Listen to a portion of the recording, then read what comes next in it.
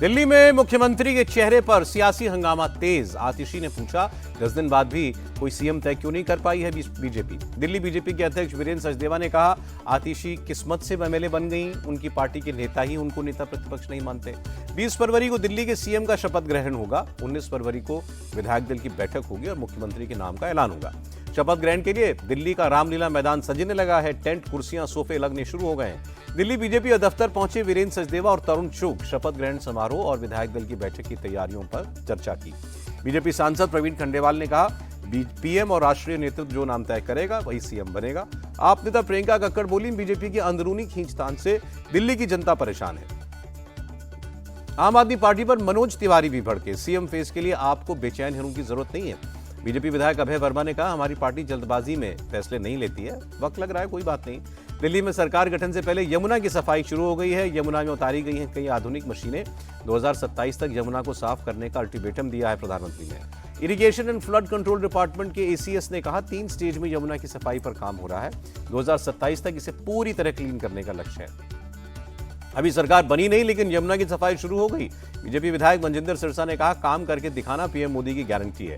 PM Modi ने airport पर Qatar के अमीर शेख तमीम का गले लगाकर स्वागत किया। 2 दिन की राजकीय यात्रा पर हैं शेख तमीम। विदेश मंत्री से मिले कतर के अमीर शेख तमीम राष्ट्रपति मुर्मू से भी मुलाकात करेंगे। कल होगी महाराष्ट्र बीजेपी की संगठनात्मक बैठक। नए मेंबर्स को जोड़ने और रजिस्ट्रेशन पर रहेगा फोकस।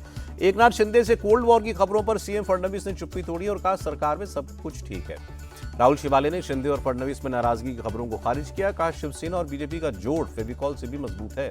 संजय राउत अपनी पार्टी संभालने बड़ा उपकार होगा, शिवसेना नेता संजय निरुपम का बयान। 3 मार्च से शुरू होगा महाराष्ट्र विधानमंडल का बजट सत्र। 10 मार्च को बजट पेश करेंगे वित्त मंत्री अजीत पवार। महाराष्ट्र में लव जिहाद के खिलाफ कानून को लेकर सियासी संग्राम शुरू हो गया। सपा नेता अबू आजमी बोले, ऐसी किसी भी चीज का कोई अस्तित्व ही नहीं है, लोगों को बरगला रही है भाजपा। समाज को बांटने के लिए लव जिहाद और धर्म परिवर्तन की बात हो रही है। महाराष्ट्र सरकार पर शरद गुट के नेता जितेंद्र आवाड का हमला। नए मुख्य चुनाव आयोग के चयन को लेकर प्रधानमंत्री मोदी की अगुवाई में बैठक हुई। राहुल गांधी और अमित शाह बैठक में शामिल रहे। कल रिटायर हो रहे हैं chief election commissioner Rajiv Kumar. चुनाव आयोग के चयन को लेकर फैसला संतुलित हो, कांग्रेस नेता अभिषेक मनु सिंघवी का बयान। चीन पर सैम पित्रोदा के नए बयान पर घमासान। बीजेपी का कांग्रेस पर हमला, कहा पित्रोदा का बयान गलवान के शहीदों का अपमान है। आरजेडी नेता तेजस्वी यादव ने सीएम नीतीश को फिर बताया थका हुआ, कहा बिहार में सरकार कोई और चला रहा है। बजट से पहले राजस्थान विधानसभा के स्पीकर ने बुलाई सर्वदलीय बैठक। मीटिंग में उठा फोन टैपिंग का मुद्दा। शिरोमणि गुरुद्वारा प्रबंधक कमेटी के अध्यक्ष हरजिंदर सिंह धामी ने पद से इस्तीफा दिया। श्री अकाल तख्त साहिब के जत्थेदार ज्ञानी हरप्रीत सिंह को हटाए जाने के फैसले से नाराज थे। अपनी पत्नी के बचाव में उतरे कांग्रेस सांसद गौरव गोगोई। मुख्यमंत्री हेमंता बिश्व शर्मा के आईएसआई के आरोपों पर कहा, जो जांच करानी है करा लो, हम तैयार हैं। गौरव गोगोई ने हेमंता बिश्व शर्मा पर साधा निशाना, बोले सीएम अपने भविष्य को लेकर डरे हुए हैं, अगले साल असम में कांग्रेस की जीत होगी। गौरव गोगोई को बीजेपी सांसद प्रवीण खंडेलवाल का जवाब, सब जानते हैं कौन किसके साथ खड़ा है। महाकुंभ में स्नान के लिए लोगों का पहुंचना जारी। आज भी 1 करोड़ 25 लाख से ज्यादा लोगों ने स्नान किया। प्रयागराज में त्रिवेणी संगम पर हुई संध्या आरती, श्रद्धालुओं ने बढ़ चढ़कर हिस्सा लिया। महाकुंभ पर अखिलेश यादव ने एक बार फिर सवाल उठाया और बोले, महाकुंभ जैसा कोई शब्द नहीं है, व्यवस्था पूरी तरह खराब है। अखिलेश के सुर में सुर मिलाते देखे शिवपाल यादव, कहा कुंभ नया नहीं है, हजारों साल से हो रहा है। सीएम योगी का अखिलेश यादव पर पलटवार, बोले महाकुंभ का विरोध करने वालों से बेहतर है हमारी इकोनॉमिक्स। महाकुंभ ने दिखाया भारत का पोटेंशियल क्या है। लखनऊ में सीएम योगी का युवा उद्यमियों के साथ संवाद, बोले महाकुंभ दुनिया का सबसे बड़ा आध्यात्मिक और सांस्कृतिक आयोजन बना। सीएम योगी बोले, प्रधानमंत्री मोदी के नेतृत्व में देश की आस्था को सम्मान मिला। भारत की आस्था को दुनिया के सामने रखकर अपनी ताकत का एहसास करा रहे हैं। महाकुंभ मेला क्षेत्र में आज फिर आग लग गई। सेक्टर 8 के एक शिविर में आग लगने से अफरा तफरी मच गई। नई दिल्ली रेलवे स्टेशन पर भगदड़ का मामला, सुप्रीम कोर्ट में जनहित याचिका दाखिल। एक्सपर्ट कमेटी बनाने की मांग की गई ताकि क्राउड मैनेजमेंट और भगदड़ जैसी घटनाएं रोकी जा सकें। दिल्ली भगदड़ के बाद अलर्ट पर है रेलवे प्रशासन। नई दिल्ली स्टेशन पर 1 हफ्ते के लिए प्लेटफॉर्म टिकट की बिक्री पर रोक। संगम स्टेशन भी 26 फरवरी तक बंद। प्रयागराज पहुंचे केंद्रीय मंत्री मनसुख मांडविया, बोले महाकुंभ में डुबकी लगाना लोगों की आस्था है। महाकुंभ जाने के लिए बिहार के सासाराम रेलवे स्टेशन पर भारी भीड़। आरपीएफ, जीआरपी और जिला पुलिस की अतिरिक्त टुकड़ियां तैनात। वाराणसी स्टेशन पर भी लोगों की बहुत भीड़ है। एक्स्ट्रा फोर्स को तैनात करके भीड़ को कंट्रोल करने की कोशिश हो रही है। बिहार के नवादा में भी हाल बेहाल है। प्रयागराज जाने वाली ट्रेन पकड़ने के लिए लोगों का हुजूम उमड़ पड़ा है। एमपी के जबलपुर स्टेशन पर ही महाकुंभ जाने वाले श्रद्धालुओं का रेला लगा हुआ है। प्लेटफॉर्म पर पैर रखने तक की जगह नहीं है। पश्चिम बंगाल के आसनसोल रेलवे स्टेशन के बाहर भारी भीड़ है। रस्सियां लगाकर भीड़ को रोकने की कोशिश हो रही है। नई दिल्ली रेलवे स्टेशन पर मची भगदड़ को लेकर कांग्रेस ने कहा, प्रमोद तिवारी बोले, अश्विनी वैष्णव डीरेल मंत्री हो गए हैं। जितने हादसे इनके समय में हुए उतने पहले कभी नहीं हुए। अश्विनी वैष्णव की बचाव में उतरे बीजेपी नेता योगेंद्र चंदौलिया, कहा रेल मंत्री ने जांच का भरोसा दिया है। 19 फरवरी को प्रयागराज जाएंगे एकनाथ शिंदे, अपने सभी सांसदों और विधायकों के साथ संगम में स्नान करेंगे। रामलला के दर्शन के लिए श्रद्धालुओं का अयोध्या पहुंचना जारी है। श्री राम जन्मभूमि दर्शन मार्ग पर भारी भीड़। अयोध्या के सरयू घाट पर संध्या आरती हुई, बड़ी संख्या में श्रद्धालुओं ने हिस्सा लिया। अमेरिका से निर्वासित 44 भारतीयों को लेकर अंबाला पहुंची बस। कल ही तीसरे चरण में अमेरिका ने किया है कई लोगों को डिपोर्ट। अमेरिका से डिपोर्ट होकर अमृतसर पहुंचे मनदीप ने अपनी आपबीती सुनाई, कहा अमेरिकी सैनिकों ने पगड़ी उतारकर डस्टबिन में फेंकी। डिपोर्ट हुए प्रवासियों पर बोले कांग्रेस नेता भूपेंद्र हुड्डा, पुलिस की गाड़ी में हथकड़ी पहनाकर लाना गलत है, ऐसा नहीं करना चाहिए था। पंजाब की वित्त मंत्री हरपाल सिंह चीमा ने भरोसा दिया, डिपोर्टेशन में शामिल ट्रैवल एजेंट्स के खिलाफ सख्त कार्रवाई करेंगे। न्यू इंडिया कोऑपरेटिव बैंक को लेकर संजय राउत का बड़ा आरोप, कहा बैंक से बीजेपी के लोगों ने अपने लोगों का कर्जा दिया। बीजेपी के विधायक भी इस बैंक को डुबोने में शामिल हैं। कुंभ को लेकर संजय राउत ने योगी मोदी को घेरा, कहा कुंभ के नाम पर हिंदुओं को कुचला जा रहा है। दिल्ली या प्रयागराज हादसे में सरकार कहां है? कल रणबीर इलाहाबादिया की याचिका पर सुनवाई करेगा सुप्रीम कोर्ट। रणबीर ने सभी याचिकाओं को एक साथ जोड़ने का अनुरोध किया है।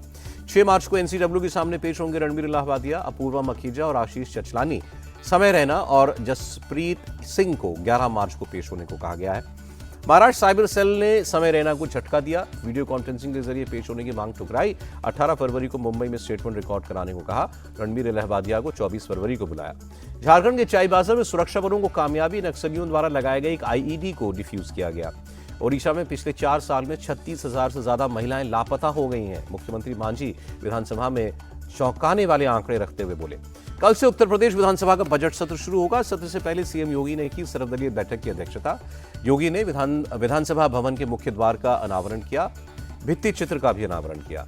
यूपी के डिप्टी सीएम केशव प्रसाद मौर्य ने भरोसा दिया, बजट में सभी वर्गों का ध्यान रखा जाएगा। यूपी कांग्रेस अध्यक्ष अजय राय का बयान, अगर बजट लोगों के हित में नहीं हुआ तो विरोध करेंगे। कोलकाता में विधानसभा से बीजेपी विधायकों का वॉकआउट। सरस्वती पूजा मुद्दे पर टीएमसी के खिलाफ विरोध प्रदर्शन। टीएमसी सरकार पर भड़की बीजेपी नेता शुभेंदु अधिकारी, कहा ममता बनर्जी वोट बैंक की राजनीति करती है। चप्पल की माला लेकर प्रोग्राम में पहुंचे पूर्व एमएलए खुर्शीद आलम, कहा अगर काम नहीं किया हो तो ये माला पहना देना। एमपी के आईएएस नियाज खान की मुसलमानों से अपील, कहा हिंदुओं को अपना भाई माने, सभी भारतीयों के जीन्स एक हैं, चाहे उनका धर्म कुछ भी हो। अमरावती में आंध्र प्रदेश के सीएम चंद्रबाबू नायडू ने बैठक की, गिलियन बैरे सिंड्रोम की स्थिति पर अपडेट लिया। तेलंगाना के सीएम रेवंत रेड्डी ने समीक्षा बैठक की, नागरिक आपूर्ति और सिंचाई विभाग के अधिकारियों के साथ मीटिंग की। तिरुपति बालाजी पहुंचे महाराष्ट्र के सीएम देवेंद्र फडणवीस, मंदिर में पूजा अर्चना की।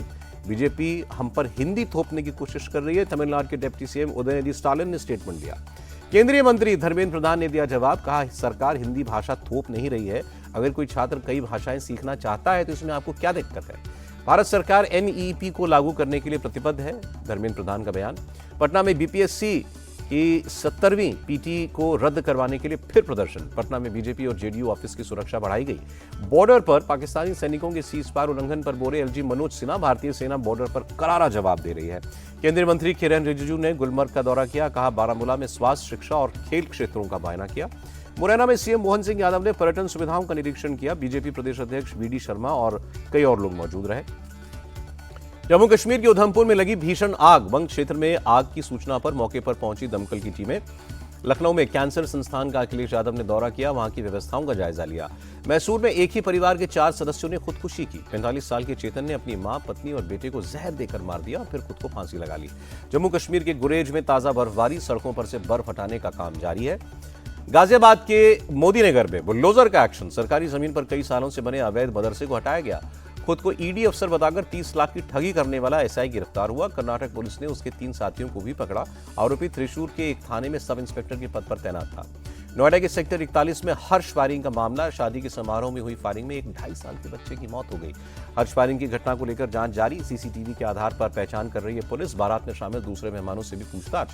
पुणे में जन्मदिन की पार्टी के दौरान फायरिंग। पुलिस ने आरोपी साबिर और उसकी मां समेत एक अन्य को गिरफ्तार किया। सोलापुर से गिरफ्तारी हुई। दिल्ली एनसीआर में आज सुबह महसूस हुए तेज भूकंप के झटके, लोग डरकर घरों से बाहर निकले।